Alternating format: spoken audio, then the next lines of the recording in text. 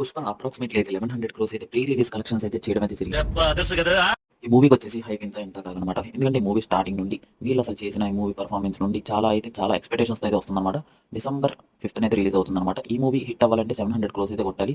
అదే block buster అవ్వాలంటే 1000 క్రోర్స్ అయితే కొట్టాలన్నమాట.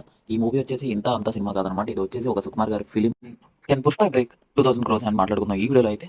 అండ్ ప్రతి డీటెయిల్ గురించి మాట్లాడుకుందాం పుష్ప 2 గురించి. అండ్ ఫస్ట్ ఆఫ్ ఆల్ మనం మాట్లాడుకోవాల్సింది ఏంటంటే ఈ మూవీ 2000 క్రోర్స్ కొట్టిద్దా అంటే ఇట్స్ వెరీ డిఫికల్ట్ అని కాదు. ఎందుకంటే ఇది మార్కెట్ వచ్చేసి పుష్ప గడి మార్కెట్ అనమాట.